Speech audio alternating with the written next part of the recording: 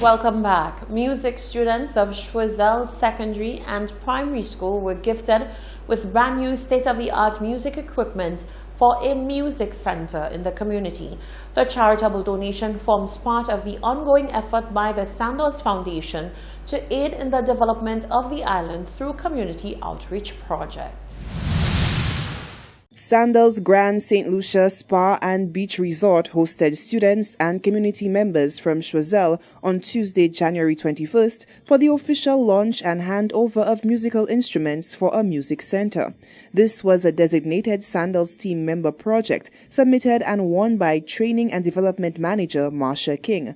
King expressed her gratitude to the Sandals Foundation for its continued support of communities. Every year, Sandals Foundation gives an opportunity to all team members to submit projects, community projects that would create profound impact on their community. In this instance, I was the proud winner of the project, and my project focused on a music center for Choiseul. In Choiseul, we have 9 primary schools and 2 secondary schools, which means at any given time, it's safe to say that we have about 1,000 students. And so this initiative provides the students with an opportunity to learn to play musical instruments. I brought the idea to community members. It was embraced by them. And so there is actually a committee put in place and facilitators who have pledged their support. So we're very excited and we're very thankful. The community at large is on board, and I'm hoping that we get even more support. Our parliamentary rep too has stepped in and is giving us significant support as well. But it all started with Sandals Foundation, and Sandals is our way as a company to give back to the communities where we exist. Chairman of the Choiseul Music Center, MacArthur Phillip, expressed elation with receiving the donation. He views the art of music as one with the ability to bolster community togetherness and greatly add to the development of young students.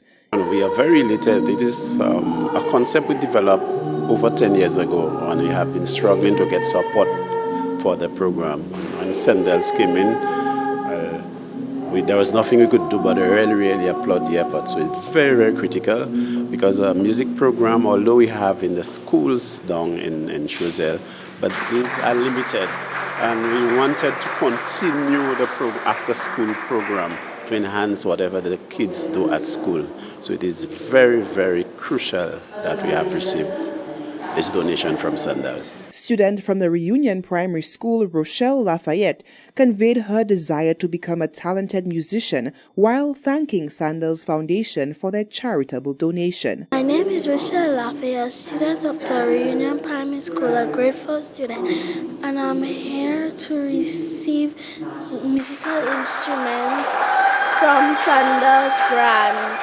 I'm very happy to be here. I hope one day to become a very good musical student.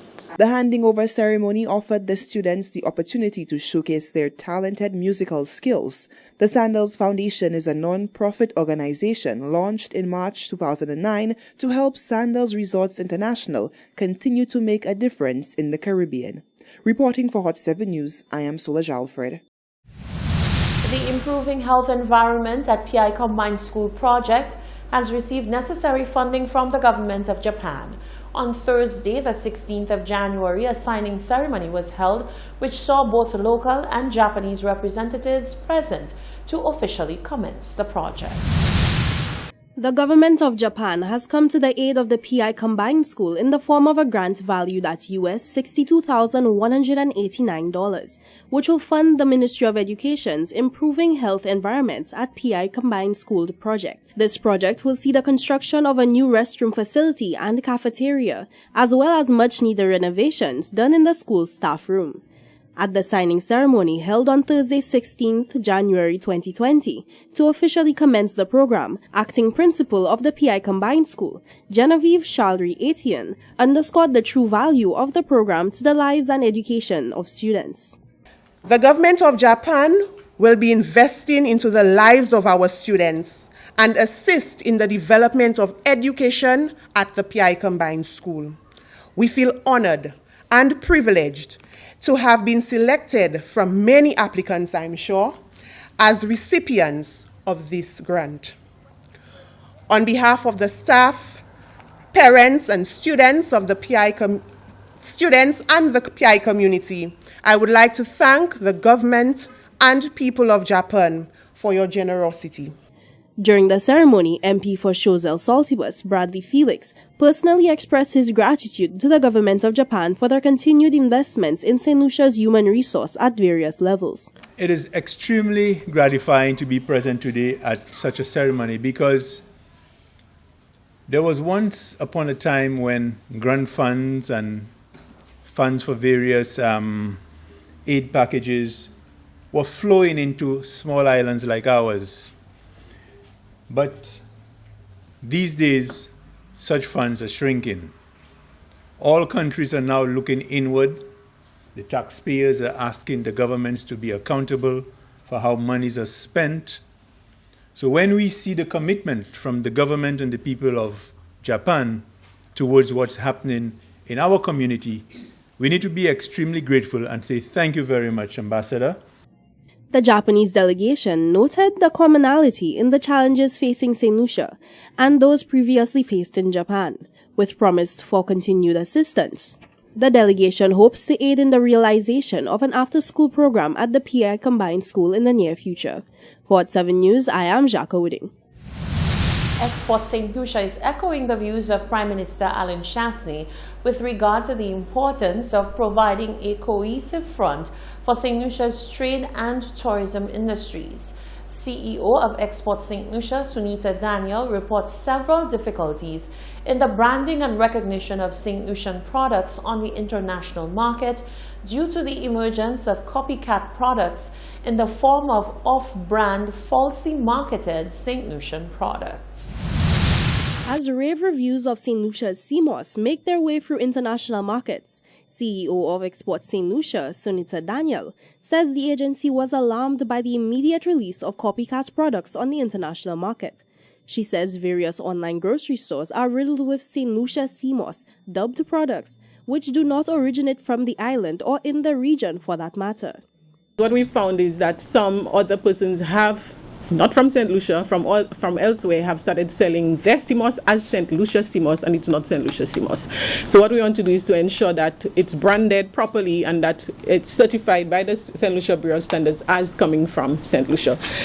Daniel says Export St. Lucia has combated the issue by commissioning a uniform packaging unit for all CMOS exports from the island that will be distributed to all registered CMOS farmers.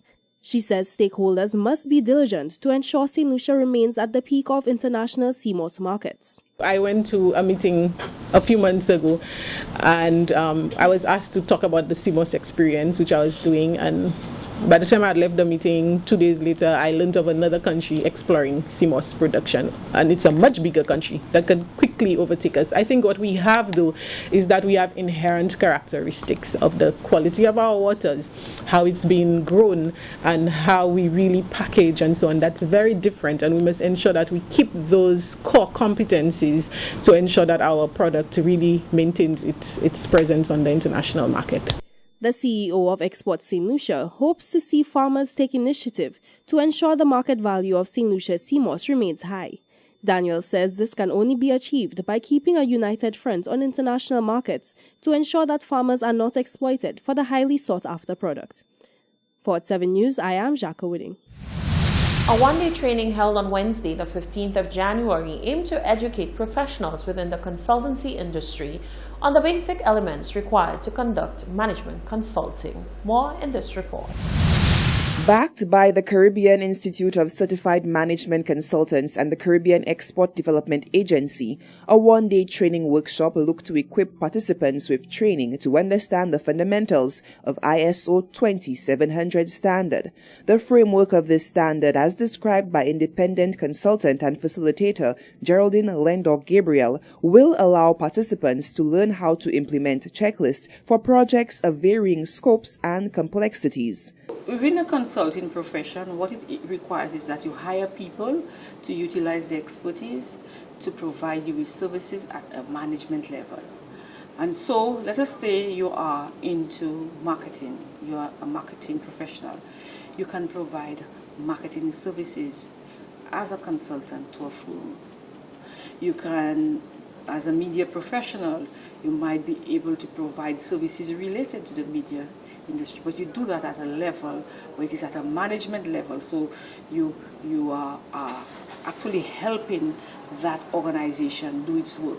And it may not be people who are actually employed with you, but somebody that you have secured this service to actually execute the work on your behalf. So there are a wide range of areas where St. Lucians are trained as professionals and can actually do it both at a national level and at regional and international, and there are St. Lucians doing it. Lendor Gabriel says the consultancy profession remains one that is well recognized, and the one-day training looks to foster development in the sector. Is something that persons gain quite a bit from at the point where they have the professional expertise as well as the attitudes, aptitudes, and so forth to be able to undertake assignments on behalf of clients. The focus is to add value, to make the client's business to better, and to, in the process, you actually learn from that. The workshop included both consultants and clients who hire consultants to ensure that both parties understand the guidelines of ISO 2700.